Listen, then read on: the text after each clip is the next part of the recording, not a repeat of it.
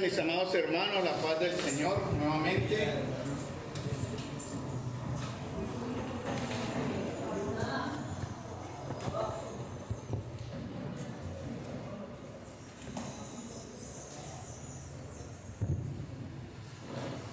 Padre Celestial, Señor, te ruego nuevamente, Señor, haciendo eco a la oración de tu Hijo Miguel, te ruego, Señor, tu guía y tu presencia, Señor, en medio de tu pueblo en este momento, Señor, hablándole al corazón de los que hoy escucharán tu palabra, Señor.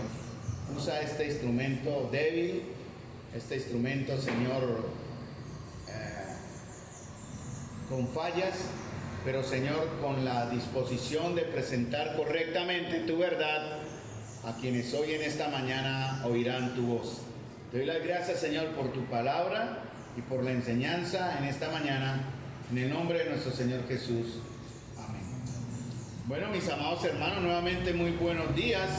Vamos a abrir nuestras Biblias en el libro de Santiago. Hace 15 días, 2 semanas atrás, estuvimos hablando algo del libro de Santiago, pues el Señor me guió a continuar con el libro de Santiago para poder traer a ustedes una palabra fresca, porque usted está en esta mañana acá para oír la voz de Dios, no para que Dios lo escuche en cierta manera, sino estamos hoy congregados para recibir edificación en el nombre del Señor, para en realidad entender y comprender sus propósitos y su voluntad para nosotros.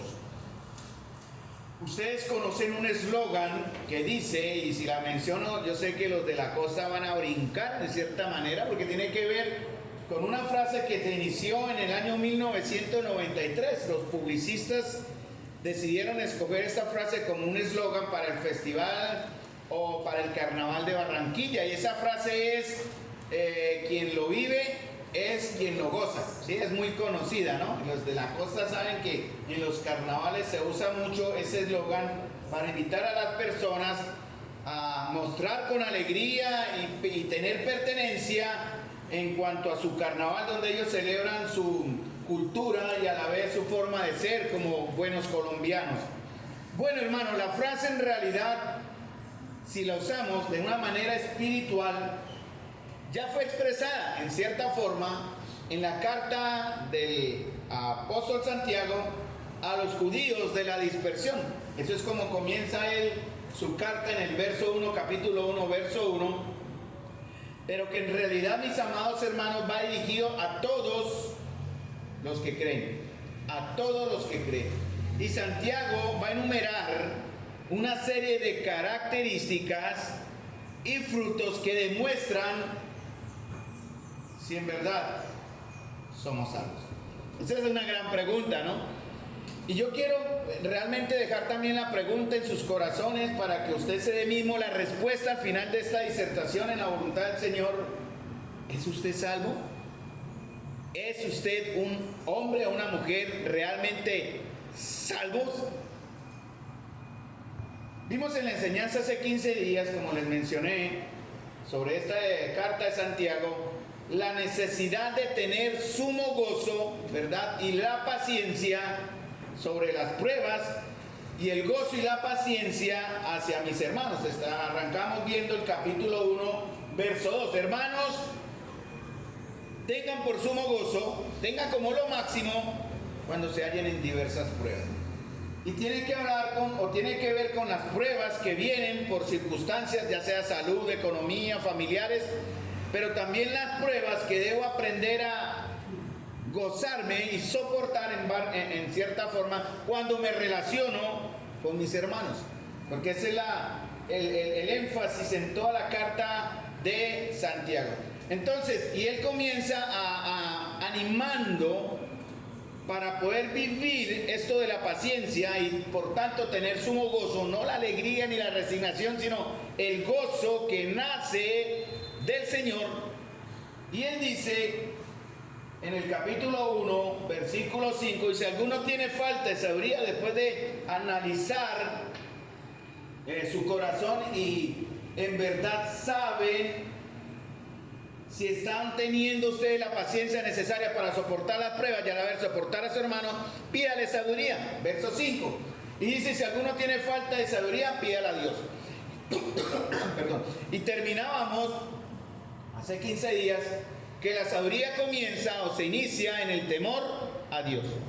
Entonces, si es usted salvo, va a tener que analizar o definir hoy si la sabiduría que usted dice tener en su vida como hijo de Dios viene de Dios. Sí, la sabiduría que usted le pide a Dios, la cual le dará a todos abundantemente, sin reproche, y le será dada.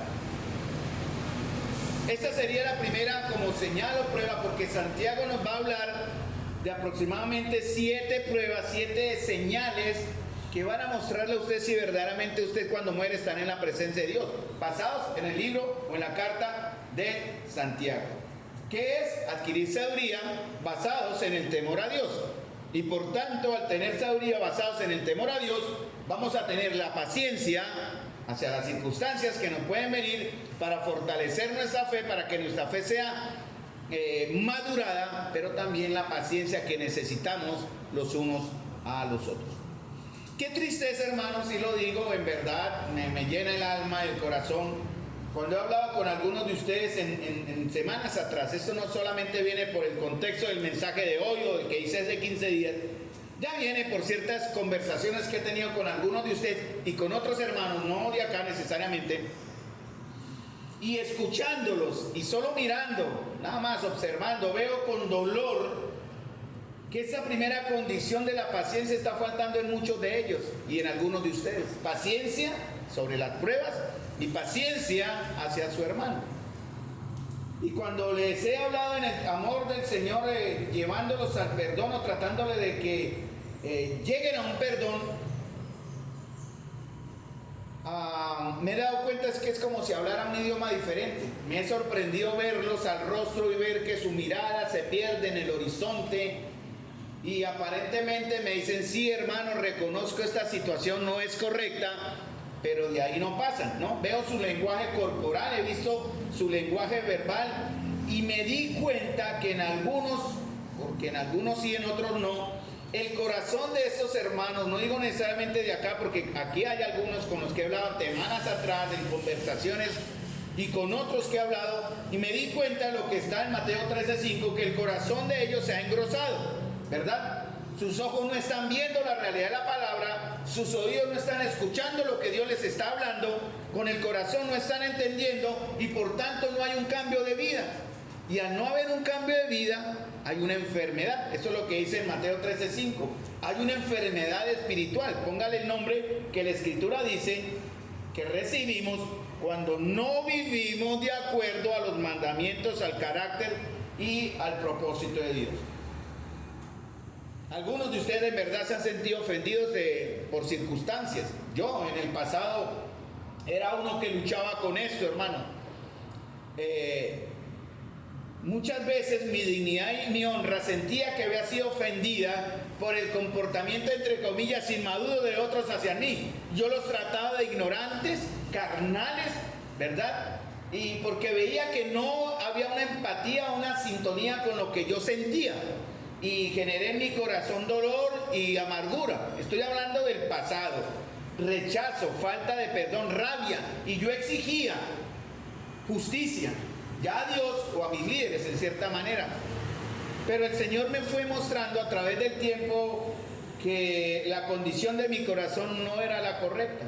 ¿Por qué? Porque me di cuenta que al tener esta forma de pensar, me di cuenta que el carácter de Dios no estaba siendo, el carácter de Cristo no estaba siendo formado en mí. Entonces, todo lo que enseña la Escritura en la carta de Santiago a los judíos o a nosotros, en realidad también tiene que ver con nosotros, los creyentes, va a obligar a un resultado. Sí o sí exige un resultado, que es el fruto del carácter de Dios, hermanos, que está siendo formado en nosotros. La carta de Santiago está basada en la gracia de Dios. Como dije ayer en el compartir en la vigilia, la carta de Santiago fue la primera carta que las iglesias conocieron antes de las epístolas de Pablo en Corintios y Romanos, las epístolas de Pedro y las del mismo hermano del Señor, llamado el medio hermano del Señor, Judas, que escribió la carta de Judas. Ese Santiago, también llamado Jacobo, era medio hermano del Señor. Y la carta de Santiago no comienza con doctrina, hermanos. Pablo sí habla de doctrina. Sus primeros capítulos en todas sus cartas, casi la mitad de sus cartas era doctrina. Y después comenzaba y exhortaba a la práctica. Bien, Santiago, que fue las primeras cartas que las iglesias conocieron de un apóstol que estuvo con el Señor, fue directo al punto de exigir o de pedir o de esperar o resaltar más bien la necesidad de vivir una vida de obediencia.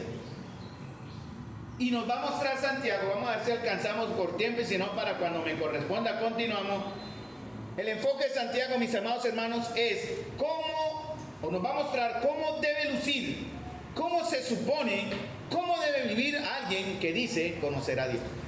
Entonces Santiago no habla de doctrina, habla directo a la práctica. Y por eso vemos en muchas de las palabras de Santiago cosas que más adelante, 20 años después de que esa carta de Santiago llegó a las iglesias, Pablo a los corintios, a los romanos o Pedro en sus cartas hablaron como parte de la doctrina. Nuestra salvación, mis amados hermanos, está basada en la gracia de Dios, pero debe ser mostrada por las obras. No para salvación. Quiero aclarar porque algunos han criticado a Santiago como un cultor, llamémoslo así, de las obras, ¿no? Malinterpretando el concepto y en verdadero sentido de la carta de Santiago. No, es que Santiago enseña salvación por obras. Y eso no es así. Entonces, más bien lo que Santiago quiere llevarnos es a que mostremos nuestra fe por lo que hacemos. Miremos en Santiago 2:18, vamos a ver algunos versos para que me entiendan el hilo, cómo vamos a terminar en esta disertación para la gloria del Señor. Dice Santiago 2:18, pero alguno dirá, tú tienes fe y yo tengo obras. Muéstrame tu fe sin obras y yo te mostraré mi fe por mis obras. Santiago quiere enseñarnos cómo luce la fe verdadera. ¿Cómo debe ser la fe verdadera en la vida diaria? La fe verdaderamente, escuchen bien esta palabra, la resalto, genuina, no falsa, no hipócrita, genuina, de una persona que dice ser creyente. Ustedes están acá, por lo que conozco, la gran mayoría, si creo no me equivocar, ya son creyentes, conocedores del Señor. Voy a dar por hecho que la totalidad de todos los que están en esta mañana acá ya son creyentes. Y Santiago quiere hablarles a ustedes. Es más, el Señor quiere hablarles a ustedes para decirles y enseñarles cómo debe lucir una vida genuina de unas personas como ustedes o como yo, que dicen o que decimos que creemos en Cristo. Recuerden, no va a ser una obediencia perfecta, no va a ser una vida perfecta o sin falta o sin pecado. Esto no existe, estamos en un proceso. En este lado de la eternidad de la vida no existe. Solamente Cristo, hermanos, como dice en Hebreos 5:8, lo pudo hacer así, ¿no? Dice la Escritura, Él aprendió por medio de las diversas pruebas. Hebreos 5:8 dice, aunque era hijo de Dios, Jesús aprendió obediencia por las cosas que sufrió. Entonces, les recuerdo, la obediencia genuina, resalto la palabra, la real, no es perfecta y no lo será en esta vida terrenal. Es una vida que vive en coherencia con los valores cristianos. ¿Qué significa coherencia? Que si yo digo algo, debo mostrarlo, no hacer lo contrario. Coherencia y ser genuinos. ¿Tendrá inconsistencias? Claro, lo vemos. Por eso Pablo después comienza, guiado por el Señor, a hablar de la doctrina, de lo que ahora somos. Y en esta mañana se habló varias veces de Efesios capítulo 2, ¿cierto? Entonces Pablo comienza a enseñarnos, a mostrarnos, a llevarnos que nuestra vida tendrá inconsistencias. Pero estas inconsistencias van poco a poco quedándose atrás en la medida en que el Espíritu Santo que está en cada uno de ustedes, mis amados, solamente usted lo sabe. Como yo estoy hablando por la fe, que todos son hijos de Dios acá, usted tiene dentro ahora, viviendo, morando, sellando y guardando al Espíritu de Dios. Y ese Espíritu Santo del cual habló Wilfredo en su aporte 5.18, Efesios 5.18. Ayer hablamos de Efesios 5.8, ¿no? Y esto era, dice el apóstol, no anden ahora, no anden como lo que eran antes, anden como son ahora, como luz. Vosotros sois hijos de luz. Eso es lo que el apóstol dice en Efesios 5.8. Y este carácter, escuchen bien, amados, se debe estar formando en ustedes que dicen que son cristianos, que somos creyentes. Y tiene que ver, hermanos, con la imagen de Cristo y con una palabra que también vamos a resaltar: señorío. Porque algunos se han contentado simplemente con llegar a aceptar una salvación, pero no dan el paso inmediato del señorío. Y ahí el aspecto de su salvación, en cierta manera, y lo voy a decir con mucho cuidado, por favor, no me malinterpreten, no va a estar completo.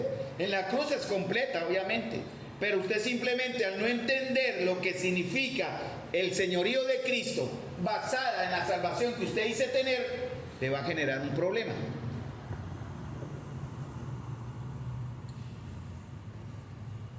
Señorío de Cristo, obra del Señor en nosotros, el carácter de Él formándose en nosotros. De modo que nuestras pasiones carnales, esas cosas que llamamos carne, hermanos, que una vez nos dominaban, que tal vez ahora aún nos dominen, ya no vayan a tener efecto, ya no nos lleven en una dirección contraria a formar en nosotros cada día más la imagen del Salvador que ustedes y yo decimos tener. Pablo en 1 Corintios 6:12 lo llama dominio propio. Dice: todas las cosas me son lícitas, mas no todas convienen. Todas las cosas me son lícitas, mas no me dejaré dominar de ninguna. Esto se llama dominio propio. Y ese dominio propio no siempre tiene que ver con mis pasiones carnales, sino también en mi trato hacia mis semejantes y en este caso hacia mis propios hermanos. Hermanos, todo, escuchen bien, todo lo que me domina ejerce control y señorío sobre mí. ¿Qué lo domina a usted? ¿Qué lo está dominando hoy? ¿La pereza? Bueno, él tiene control sobre usted. ¿Qué lo domina hoy? La poca espiritualidad, eso tiene dominio sobre usted. ¿Qué lo domina hoy? ¿Qué es lo que lo está en realidad controlando hoy? ¿Quién es el Señor de la vida suya? ¿Usted, el yo, sus pasiones o Cristo? ¿Quién es el Señor hoy que lo domine? Si usted es un boca suelta, ¿quién lo está dominando? Si usted es un mentiroso, ¿quién lo está dominando? Si usted está en su mente llevado a las cosas carnales, contrarias al carácter y a la obra del Señor en nosotros, ¿quién lo está dominando? Eso es lo que lo está usted de esta manera o de esta forma dominando.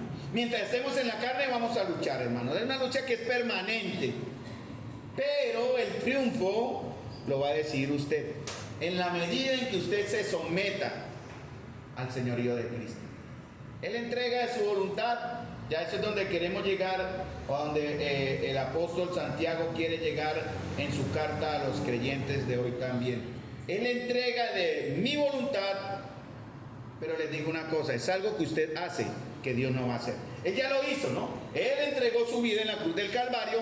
Él dijo: consumado es. Él envió voluntariamente, derramó su sangre como el cordero, y esos beneficios los recibimos ahora. La parte de él ya fue hecha. Él con el Espíritu Santo nos ha sellado, nos regenera, ya nos cambió, de modo que si alguno está en Cristo, nueva criatura es. Las cosas viejas pasaron, he aquí, todas son hechas, no algunas. Si usted tiene algunas cosas que no están sido hechas todavía nuevas, hay un problema. Porque todo lo que lo debe caracterizar a usted, sus pensamientos, sus palabras, sus intenciones deben ser las correctas, las de acorde al carácter de Cristo que ya fue entregado a usted, que debe formarse. Pero usted ahora es nueva criatura.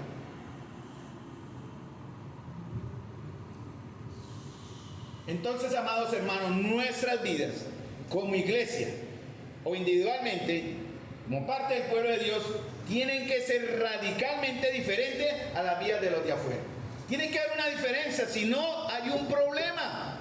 Tal vez el problema sea que usted se cree lo que no es. Tal vez usted está pensando que porque viene a la iglesia es cristiano o es creyente. Tal vez usted está creyendo que porque lee la Biblia es cristiano o es creyente. Tal vez usted está pensando que porque se reúne aquí a cantar y adorar de una manera tan hermosa, usted ya es creyente. No se engañe. Si usted está viviendo en una vida, valga la redundancia, que no se diferencia de los que están afuera, hay un problema en su fe. En el año 2021 en los Estados Unidos se hizo un estudio preparado por pastores y teólogos donde se le hizo una encuesta a las personas. En los Estados Unidos la fe dominante es la fe evangélica, y se fueron a las iglesias y se les presentó la encuesta a los creyentes de esas iglesias. Escuchen bien.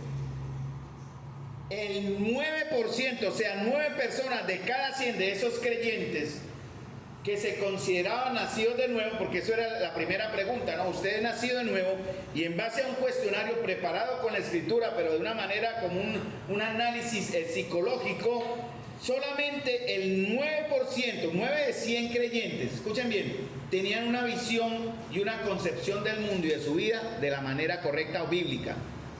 ¿Me entienden el porcentaje? 9 de cada 100. Eso significaba que el 91% restante, y esto es muy grave, el 91% de esos cristianos de esas iglesias restante vivían de acuerdo a cómo concebían el mundo. Y si 9 de esas cada 100 personas piensan, deciden y sentían de acuerdo a lo que dice la Biblia, entonces el estilo de vida de los otros 91 cristianos no sería diferente de las personas. ¿Sí me entendieron? El porcentaje. 91 tienen una cosmovisión poco bíblica de su vida en Cristo. Solamente 9 de cada 100 entendían cuál era el concepto. Si hiciéramos la encuesta hoy, ¿cuál sería el porcentaje? 100%, 9%, 80%. Para eso estamos acá, hermanos, en la Escritura, mostrándoles cuál debe ser en realidad, como dice el apóstol Santiago, las características o lo que yo debo mostrar como una característica de mi vida en Cristo. Ojo atento, porque yo termino mi mensaje, el Señor ya me habló a mí, yo ya me confronté al Señor, ustedes deben confrontarse con el Señor.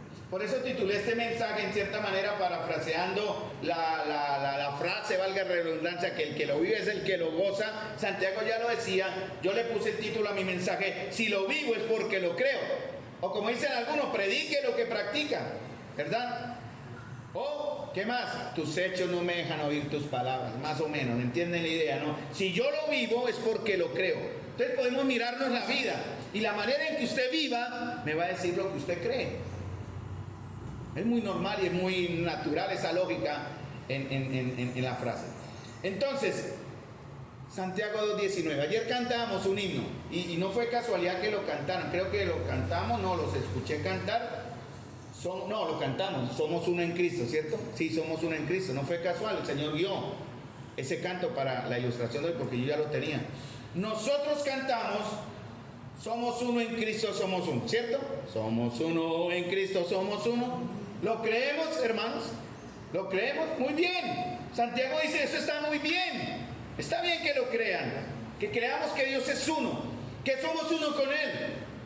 Pero Él también dice, Santiago 2.19, ¿tú crees que Dios es uno? Bien haces, pero los demonios también creen y tiemblan. Aquí hay un problema, hermanos. No piense, hermano, que al creerlo le va a sumar a su currículum como cristiano, a su hoja de vida, madurez, ¿no? Porque los demonios creen exactamente lo mismo. Entonces, ¿cuál es la diferencia? Los demonios siempre lo han creído. Pero si ustedes o nosotros tenemos en cuenta solamente lo que creemos para pensar que somos maduros, los demonios lo son más que nosotros, porque ellos siempre lo han creído. Santiago dice que vivimos lo que creemos. Y cuando el creyente no vive lo que dice creer, es porque no lo cree. ¿Sí me entienden la frase? Cuando el creyente no vive lo que dice creer, es porque no lo cree, o porque tiene un vacío, una incredulidad en medio de su fe. Recuerden, esto no tiene nada que ver con una vida de obediencia completa, porque es imposible, pero sí con una vida genuina. ¿Pecamos? Sí. Pero veámoslo mejor de esta manera. ¿Cuándo es que peco? Porque algunos dicen, y he escuchado esa frase, y es verdad, ¿no? Estamos en un mundo caído. Aún tenemos, es verdad, una naturaleza caída donde aún hay deseos y restos de un pecado que está siendo dejado atrás. Eso es verdad. Nosotros estamos en un proceso llamado santificación.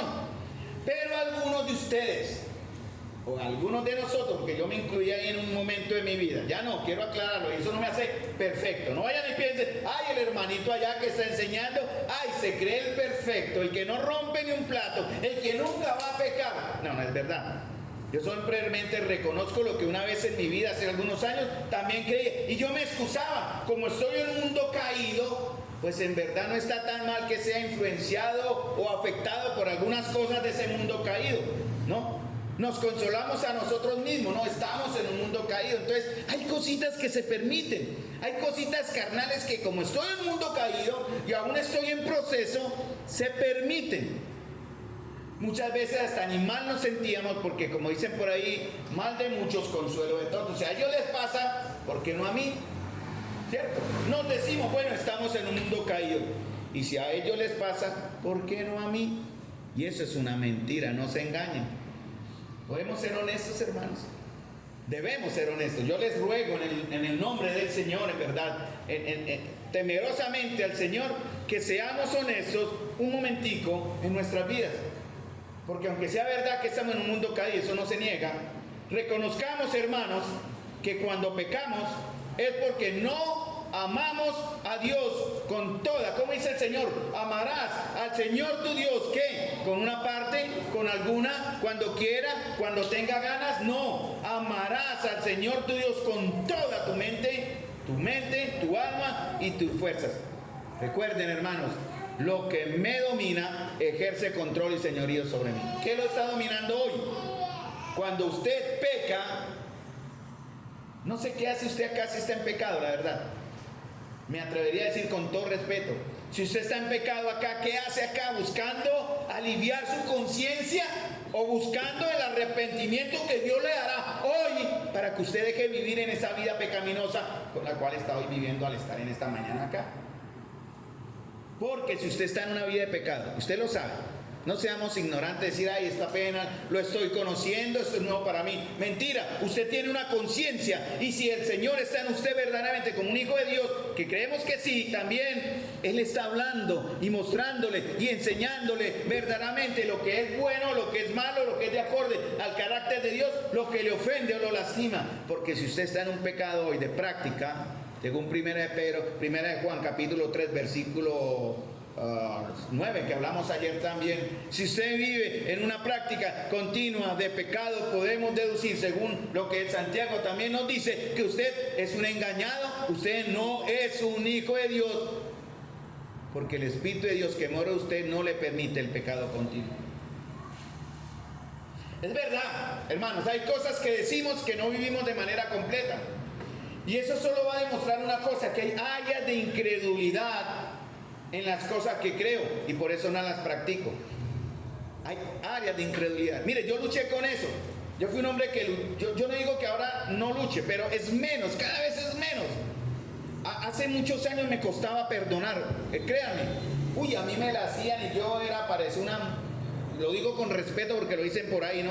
Las mujeres no son histéricas, son históricas. ¿Sí? Dicen por ahí. No son histéricas, son históricas. Todo lo recuerdan, nunca lo olvidan. Yo era un hombre histórico.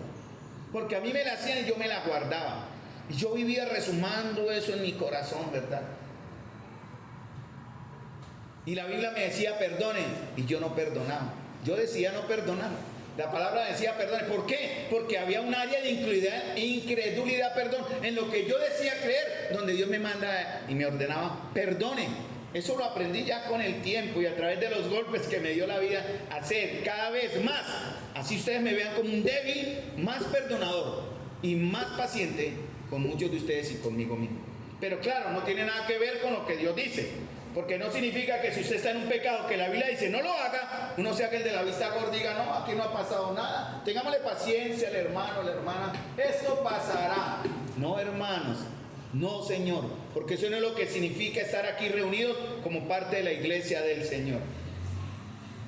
Por eso les mencioné al principio que lo que yo había visto en la vida de algunos acá y en charlas que he tenido con otros hermanos, cuando hablo o me relaciono con ellos, áreas de incredulidad que muestran incongruencia, incoherencia, necedad en la fe que algunos de ustedes dicen tener.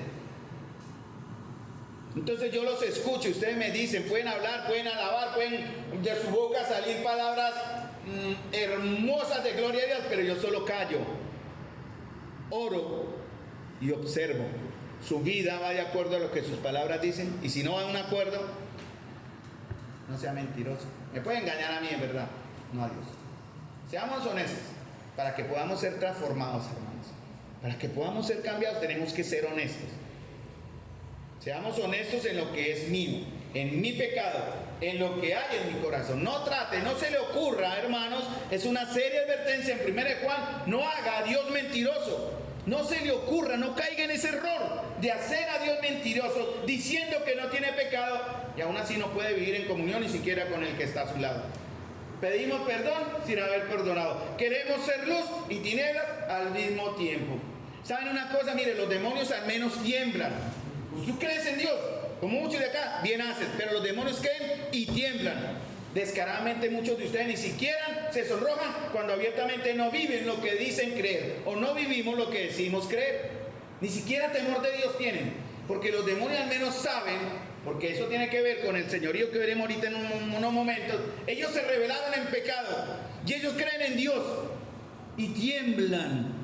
Porque ellos no fueron, no lo hicieron, despreciaron el señorío de Cristo. Está en la carta de Judas. No desprecie, hermano, en esta mañana.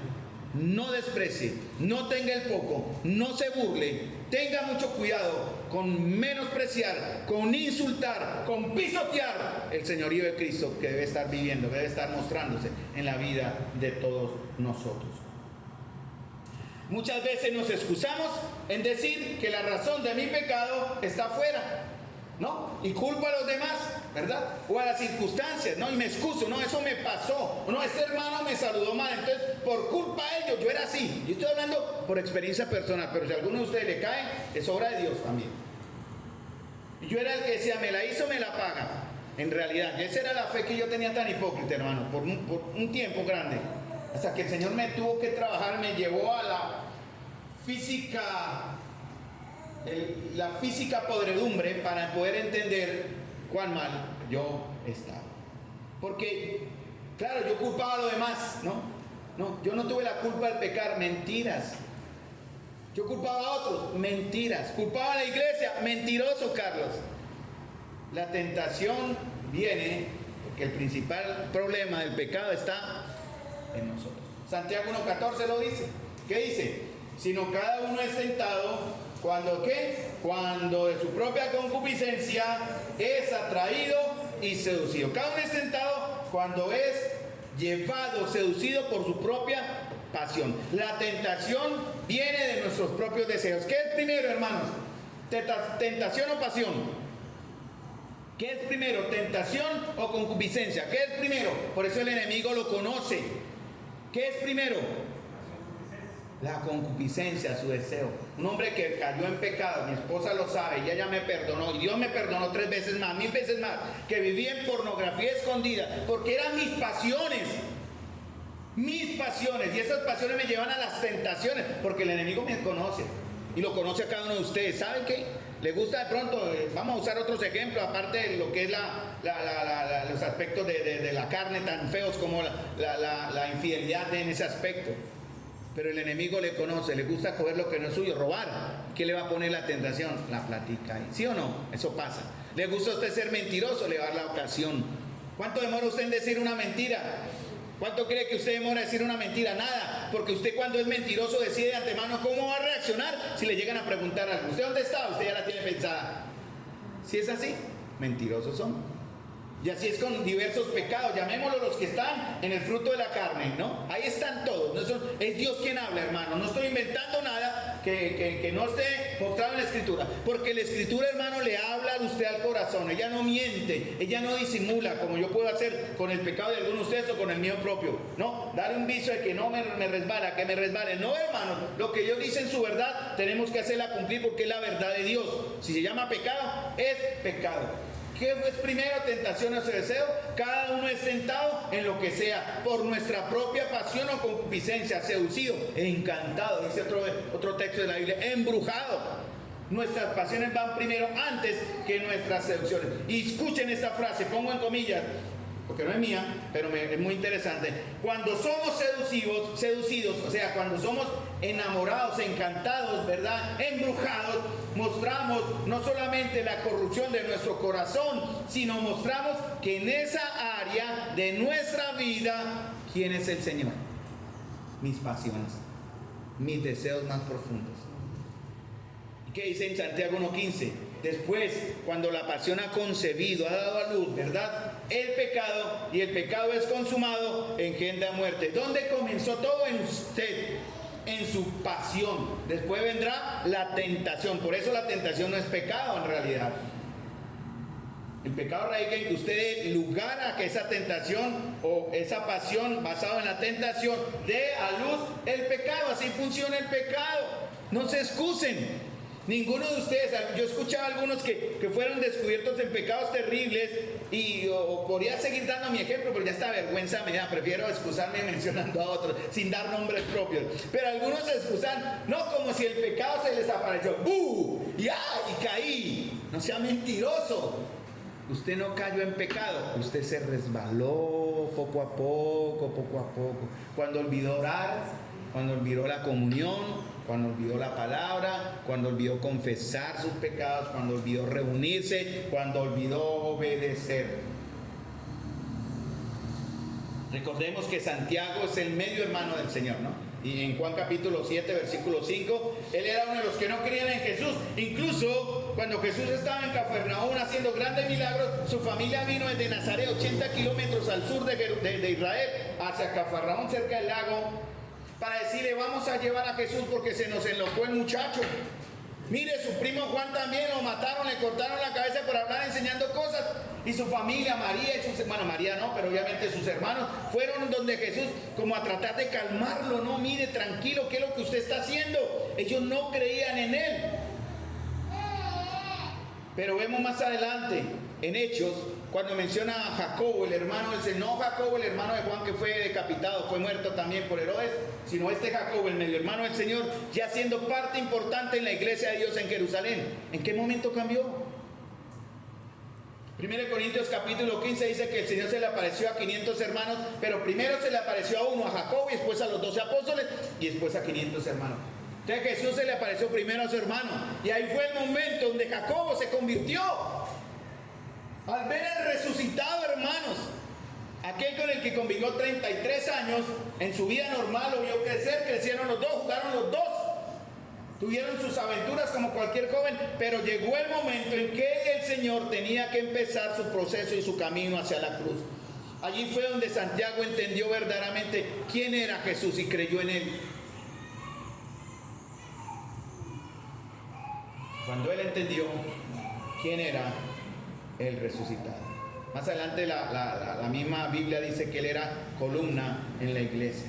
¿Y saben cómo ve Santiago al Señor? Fíjense bien, Santiago capítulo 1, versículo 1, dice Santiago, el medio hermano del Señor, ya no como el hermano hay. Aquí se usan en la política esas influencias, ¿no? Como el problemita que tiene nuestro pseudopresidente con el hijo, que lo echó al agua por su corruptela y su robo, ¿no? Aquí no es como eso, ¿no? Puede decir Santiago, yo soy el hermano del Salvador. No, miren lo que dice en Santiago 1.1. Santiago, siervo de Dios. No dice el hermano, no dice, ay, yo crecí con él. No, me deben tener en consideración más a mí. No, Santiago, siervo de Dios. ¿Y qué más? Señor. Cuando usted usa el término Señor, señorío. Tenga mucho cuidado cuando use el término. Por eso cuando nuestros hijos, uno contesta, Carlos, y si yo no decía Señor, tenga en cuenta, ya me ganaba mi palazo. ¿Cómo? Sí, señor, señor, señor. Cuando uno llama a la esposa, ¿cómo debe contestar? Lo mismo, Señor. 1 Pedro capítulo 3, por si les queda duda, hermanas. 1 Pedro capítulo 3, como Sara llamaba a Abraham, a su Abraham, Señor. Porque Señor implica señorío. Peleen con Dios. Peleen con Dios. Entonces él se ve como el doulos, el esclavo del Señor. Y aparte del esclavo, lo considera Señor. Porque hermanos, miren, si tenemos la fe de una persona verdaderamente salva, vamos a creer, pero también vamos a aceptar el señorío de Cristo. Por eso los demonios creen y tiemblan, porque pronto, hermanos, se enfrentarán a la ira del Creador, Dios justo y santo, al que no quisieron reconocer como Señor, y por eso se rebelaron. Cuando usted como creyente no reconoce el señorío de Cristo, el efecto que vendrá después por no reconocer el señorío de Cristo es rebeldía, desobediencia, burla, y eso es una advertencia para ustedes y para nosotros. Santiago, que escribió en tiempos difíciles, año 40, ya la iglesia había sido dispersa, y él por eso dice: Santiago, siervo de Dios y del Señor Jesucristo, a las 12 tribus que están en la dispersión. La iglesia se había extendido, pero estaba siendo perseguida. Me leí hace algunos años historia de los mártires de la iglesia, y los primeros 300, 400 años antes de que la iglesia fuese contaminada por el paganismo, millones de creyentes murieron por su fe. Se me escapa ahora el nombre, pero me quedó la idea de buscarlo, voy a buscarlo en mis notas. Me impactó mucho cuando leí la historia de una joven, 16 años la niña, y fue entregada a las fieras en el circo romano. No vaya si niega al Señor. 16 años, hermano. ¿Qué hizo ella? Fue despedazada por las bestias. No negó al Señor. ¿Quién le enseñó a ella eso? ¿Quién le mostró a ella eso?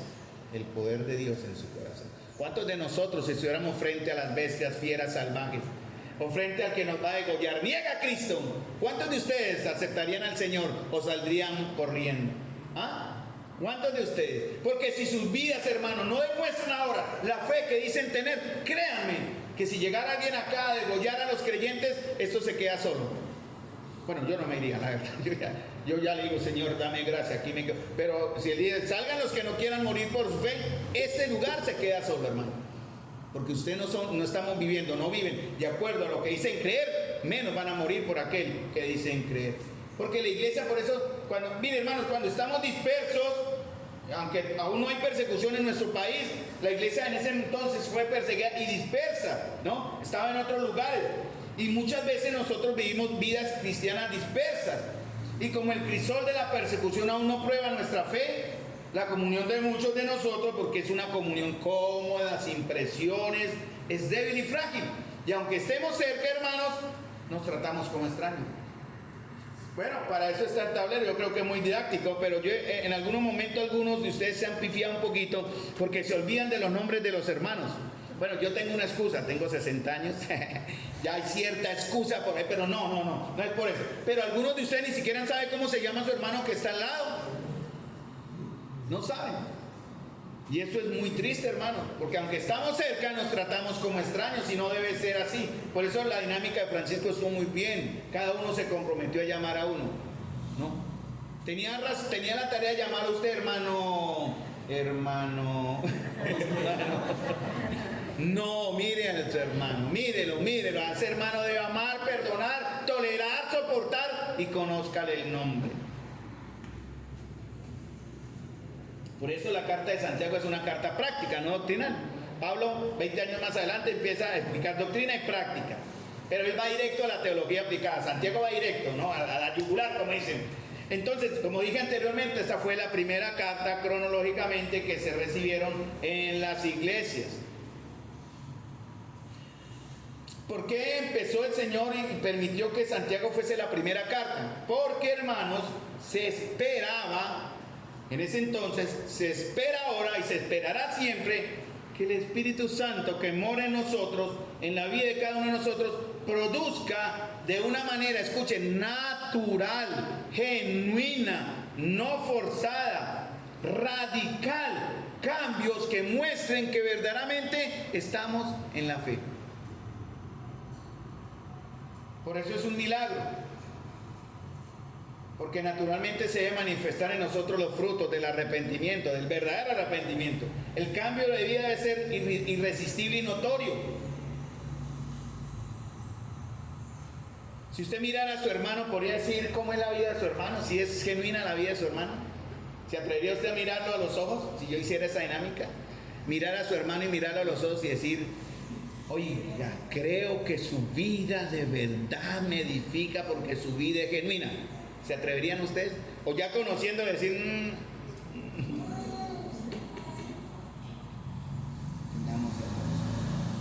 Entonces Santiago no nos habla, quiero recordarles esto, no nos habla de cómo ser salvos. Santiago quiere más bien enseñarnos cómo debe lucir una persona que ya es salva, que debe vivir de acuerdo a lo que cree. Esa es la primera carta que llegó a las iglesias. Dios dice: escríbele a la iglesia y enséñeles cómo deben vivir ahora que dicen creer en mí. Por ejemplo, Santiago 2:17 al 33 habla de la relación obra-fe. Pero si leen con cuidado, no está diciendo que cuando hacemos obras, estas contribuyen a nuestra salvación. Él dice en Santiago 2:17 al 33 que si somos salvos, debemos demostrarlo. Santiago no quiere oír el evangelio, hermanos. Dios no quiere oír el evangelio.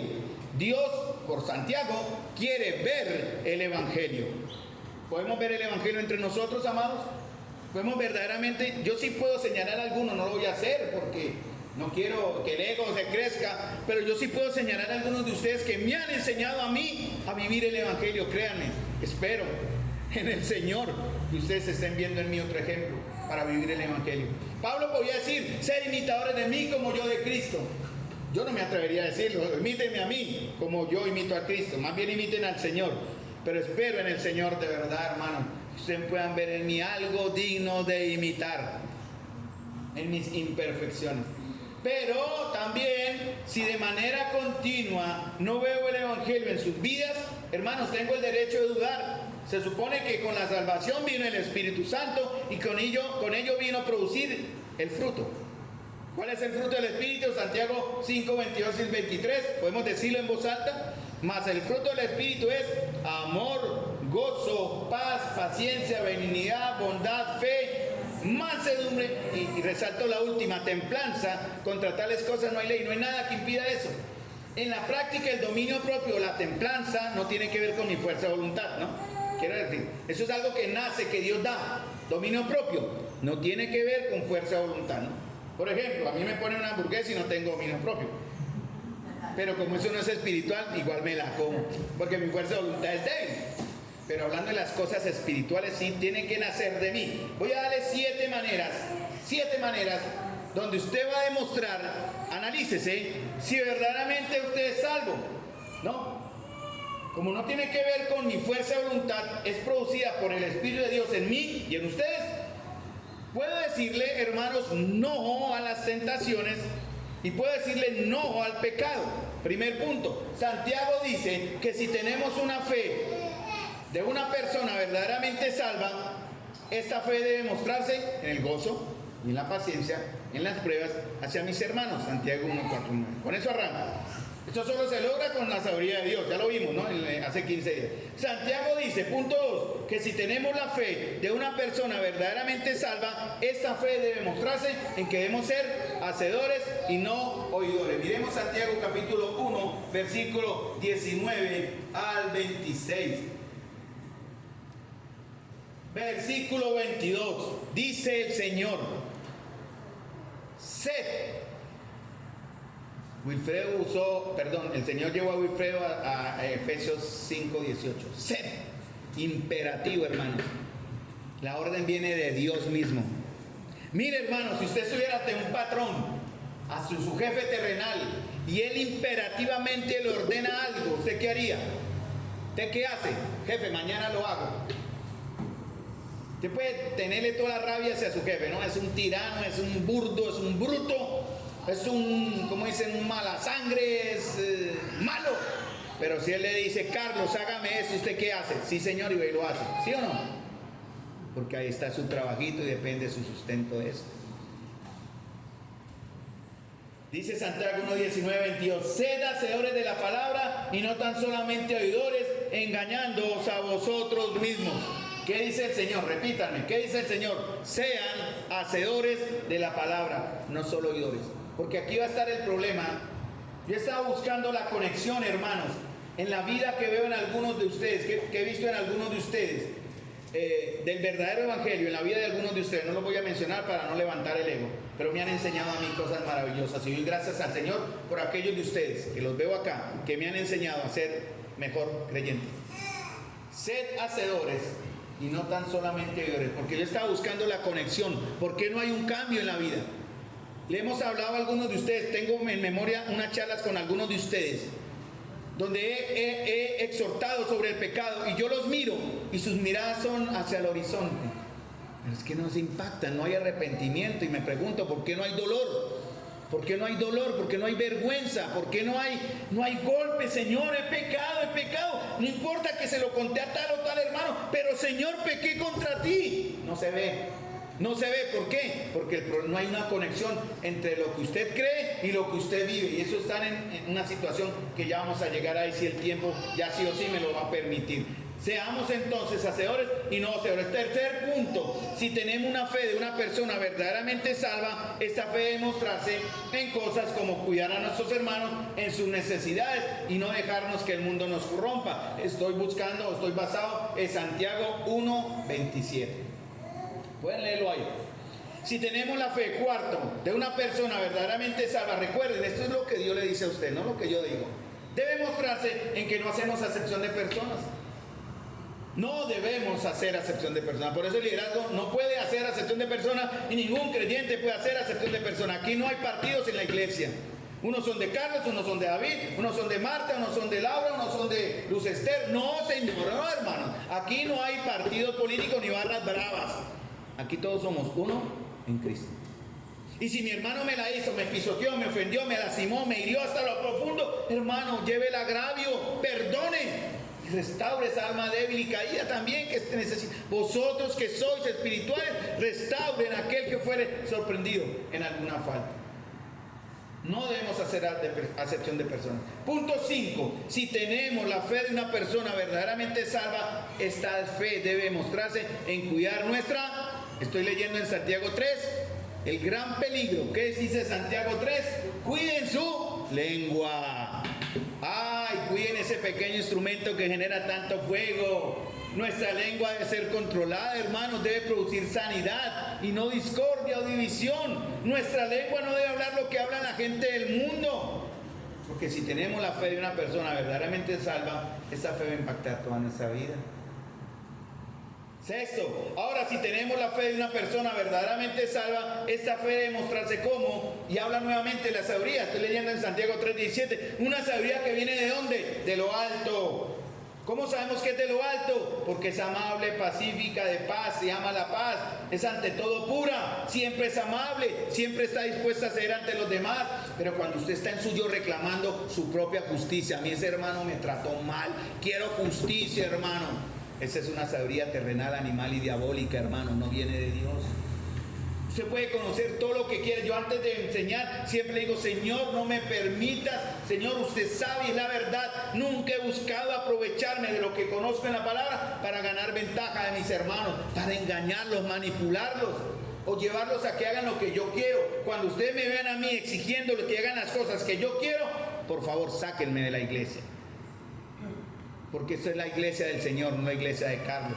Y esto es una iglesia que ama al Señor, no es una secta.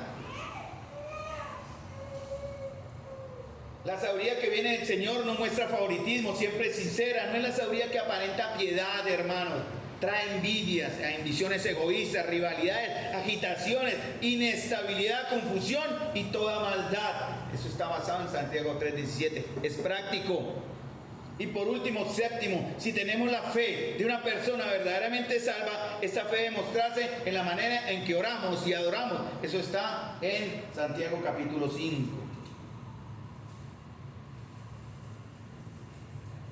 5:7 en adelante. ¿Está alguno entre vosotros afligido? ¿Qué debe hacer? Santiago 5, ¿qué dice? ¿Está alguno afligido? no se queje. ¿Está afligido? No chille, como dicen por ahí. No se lamente, ore, hermanos, ore. ¿Está alguno alegre? Cante. ¿Está alguno enfermo? Llame a los hermanos para que oren por usted. Y dice, la oración eficaz del justo puede mucho. Confesados. Esa dinámica un día esto la vamos a hacer, hermanos. Les voy a pedir, yo sé que el Señor está orando. Estoy hablando con David sobre eso. Vamos a reunirnos como iglesia y vamos a aplicar Santiago 5:16. Confesad vuestras ofensas unos a otros, llorad unos por otros para que seáis sanados. Si hiciéramos la mesa redonda, de estar frente a frente a mi hermano, y diéramos una oportunidad, porque será una, porque ya después lo que viene sería engaño o hipocresía. ¿Qué tiene usted contra su hermano? Que sea bíblico, que sea bíblico. ¿Qué tiene usted contra su hermano? A ver, párese y dígaselo. Ah, pero es que mi hermano me gusta cómo se viste. No, eso no es bíblico.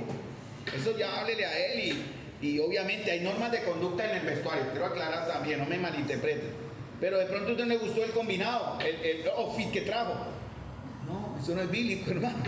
Si el hermano quiso venir como quiso, bueno, se le llama aparte, se le anima, se le exhorta, se le tiene paciencia. Ah, es que el hermano no usa el velo. ¿El velo es bíblico? Sí. ¿Y qué hacemos con las que no tienen velo? ¿Las sacamos de la iglesia? No, hay que seguir enseñándoles hasta que aprendan, hermano. Poco a poco, en la paciencia, en la madurez. Eso es algo muy personal. No es un sectarismo en la iglesia. Hay ejemplos, ¿no? Entonces, ¿se atrevería usted a mirar a su hermano y decir de verdad, de corazón? Por eso el día que lo hagamos, vénganse preparados. Y así no hacemos reunión. Perdónense de una vez. Y así nos ahorramos el tiempo. Pero usted puede mirar a su hermano y decir, en el amor del Señor, de verdad no tengo nada con usted. De verdad. Eso es un arma de doble filo, porque de pronto nos reunimos todos y todos miran al hermano Carlos. ¿Por qué hice esto? Hermano, estoy dispuesto a recibirle el agravio cualquiera que sea. Regáleme el tiempo porque aún me falta, ¿no? Yo ni me fijé en el tiempo, pero es el Señor el que está acá. Entonces, hermanos, el poder del Espíritu Santo que mora en nosotros tiene que ser mayor que las debilidades que nos acosan. Porque el poder de Dios ya está en ustedes. Efesios 1:13, 14. El problema no es la falta de poder del Espíritu de Dios, porque Dios, Él es poderoso para transformarnos. El problema es dónde y a quién le hemos estado cediendo el señorío, porque el final de mi mensaje es el señorío. Por eso Santiago resalta que nuestras obras externas son la muestra de nuestra salvación interna. Santiago 2:14 dice, ¿de qué sirve, hermanos míos, si alguno dice que tiene fe, pero no tiene obras? ¿Acaso puede esa fe salvarlo? Lo que él está diciendo es que si su fe no tiene obras, ¿realmente esa fue la fe que le salvó? Por eso lo dice en el verso 17. Así también la fe, si no tiene obras, es muerta. ¿En qué verso de la Biblia se apoyó Santiago? O más bien, el apóstol Pablo se apoyó en Santiago. ¿Cuál verso de la Biblia estamos hablando? Que tiene que ver casi lo mismo que está aquí. Efesios capítulo 2, versículo 10. Porque por gracia sois salvos por medio de la fe, y eso no es vosotros, pues es don de Dios, no por obras, para que nadie se gloríe. Porque somos ¿qué? Hechura suya, creados en Cristo Jesús para buenas obras, las cuales Dios preparó de antemano para que anduviésemos en ella. 20 años después, Pablo tomó las palabras de Santiago y lo aplicó en doctrina y en enseñanza.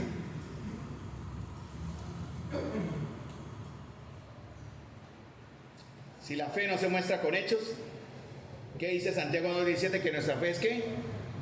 Muerta, muerta, hermanos.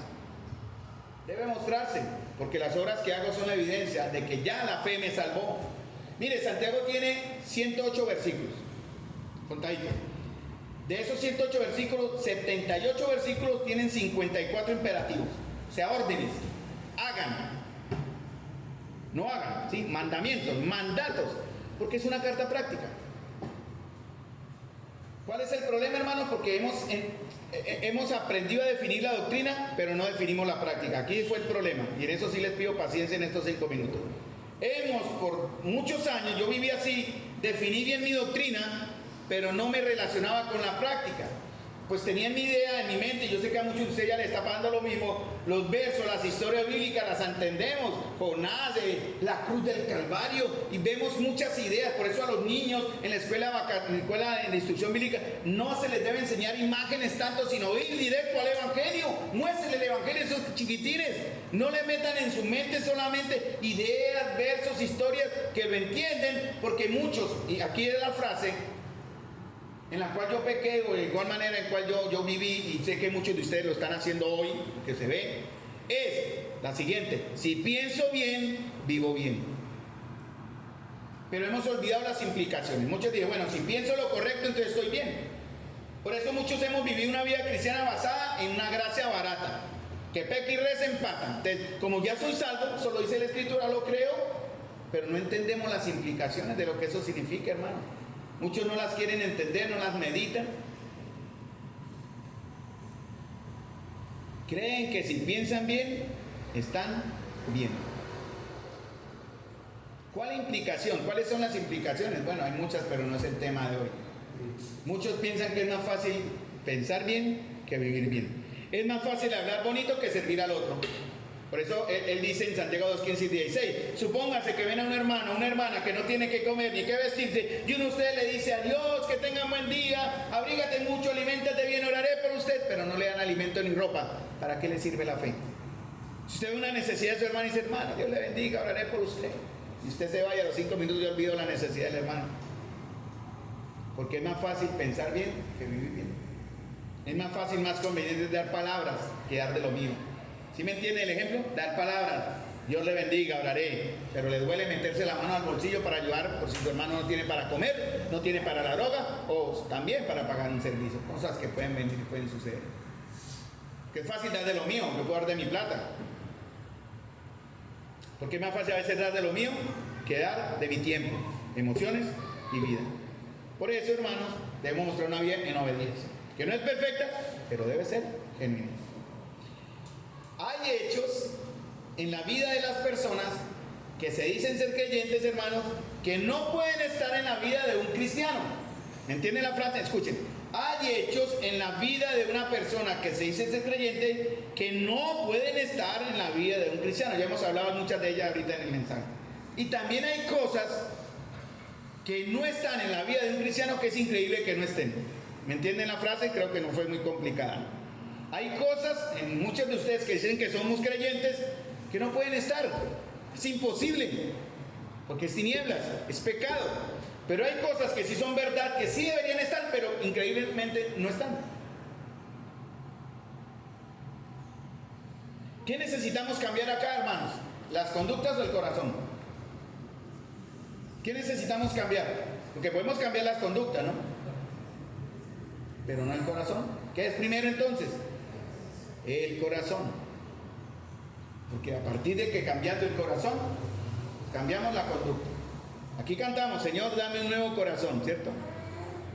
Una nueva manera de hablar. Hermanos, es el momento que le pidamos al Señor que cambie nuestro corazón para que nuestras conductas puedan cambiar. El Señor no quiere doctrina correcta y un estilo de vida incorrecto. Que conozcamos la verdad, pero vivamos en la mentira y en lo mundano. Por eso Pedro dice en 1 Pedro 1:15 y 16, sino aquel que os llamó es santo. Buscan en la Biblia, van a encontrar esta frase: sean ustedes santos. ¿Conocen el verso? En toda vuestra manera de... Hermanos, ¿entendemos lo que es todo? Todo es todo. No es una parte. Su corazón no puede estar dividido, ¿no? No puede seguir siendo doble ánimo, ya no más. No puede perseguir dos cosas al mismo tiempo. O sirve a Dios o se sirve a usted. Debemos solucionar el problema del señorío ahora, hermanos. Porque a causa de esto dice Santiago, no piense pues que en tal haga que recibirá cosa alguna del Señor. ¿De qué le vale a usted pedir? Aquí nos reunimos los jueves a orar. ¿Y de qué le vale a usted pedir cosas? ¿De qué le sirve pedir cosas? No, el Señor no le va a responder. Así que nosotros, por más que oremos, no le va a responder. ¿Por qué? Porque su corazón está dividido.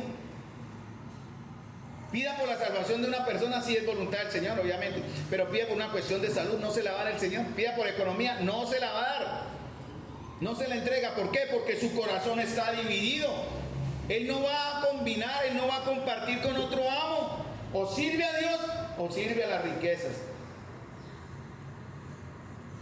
Estamos amando más el día de mi pecado, de nuestro pecado, que amando al Señor. Actuamos y vivimos conforme a todo aquello que más nos atrae o amamos al momento actual. Cuando usted peca, escuchen bien, cuando usted peca es porque usted estaba amando ese pecado. Así es fácil. Cuando usted miente, ama mentir. Cuando usted fornica, ama fornicar. Cuando usted adultera, ama adulterar.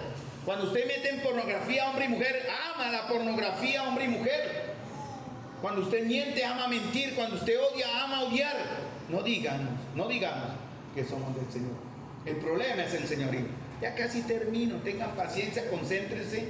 Yo sé que algunos están orando, ya su estomaguito dice, tengo hambre. Tengan paciencia. Dice Mateo 7, 21 a 23. El problema es del señorío, hermanos. Y miren lo que dice el Señor. Mateo 7, 23. ¿Por qué me llamáis Señor? Y menciona dos veces. ¿Por qué me llamáis Señor, Señor y no hacéis lo que yo digo? Lucas 6, 46. Y en Mateo 7, 21, 23 dice, no todo el que me dice Señor, Señor entrará en el reino del cielo. Mire, a ver, aquí va a saber si usted va a entrar al reino de los cielos. Mire. No todo el que me dice Señor, Señor entrará al reino de los cielos, sino el que hace, ¿qué? La voluntad de mi Padre. ¿Estábamos haciendo la voluntad del Padre, hermanos? De verdad, contéstese usted la pregunta. ¿Está haciendo usted la voluntad del Padre? Nos vemos en el cielo. Bueno, no la hacemos perfecta, pero estamos aprendiendo. Por lo menos tenemos el deseo y la intención de ser cumplidos en eso. Muchos me dirán, Señor, en tu nombre profetizamos, en tu nombre echamos demonios, en tu nombre hicimos milagros. Él dice y dirá, nunca le conocí, apártense de mí, hacedores de maldad. Hermanos, si Jesús es amado por nosotros como iglesia o individualmente, demostremos, es el momento. Si creemos que la palabra nos enseña a vivir de una manera correcta, vivámoslo ya. Debemos vivirla. Pero si lo que oigo de usted, lo digo ya como el derecho que tengo yo, cualquiera de ustedes, porque ustedes también me estarán juzgando a mí. Si lo que oigo de usted suena bien, pero lo que veo no me convence, entonces le animo. Si lo vive, es porque lo vive. Como dicen en la costa, si lo vive, es porque lo goza. Gócese el Señor, hermanos. Gocémonos la cruz de Cristo, aunque sea ignominia y rechazo. Tal vez no la entendamos mucho, pero gocémonos en la salvación que Dios nos dio. Si hemos entendido lo que debemos creer, y cualquiera puede creer, porque aún los demonios creen, como los mismos demonios, debemos comprometernos. ¿Qué es la diferencia con los demonios? Que ellos no pudieron aceptar el señorío del Señor. ¿Cuál es la diferencia con nosotros? Que podemos creer.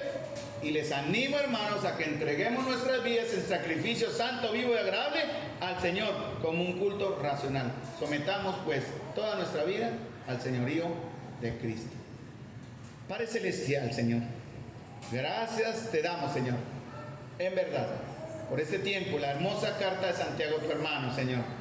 Gracias, Señor, por que aprendemos y recordamos de manera fresca nuestra responsabilidad, Señor, que si decimos tener una fe que se basa en tu obra, en la cruz, pero también tu obra interna en nuestros corazones, debemos vivirla. Te doy las gracias, Señor, porque tu pueblo hoy fue edificado. Glorifícate, Señor, en la vida de aquellos que hoy serán transformados aún más a tu imagen y gloria. Te doy las gracias por aquellos que has permitido en la comunión, que nos han enseñado a amarte más. También nos han enseñado, Señor bendito, a ser mejores creyentes y mejores hijos tuyos. Bendice ahora, Señor, nuestra salida y gracias, Señor, por honrarte con la paciencia que hemos demostrado hoy al oír tu palabra. En el nombre de nuestro Señor Jesús, amén. Mis amados hermanos, Dios les bendiga.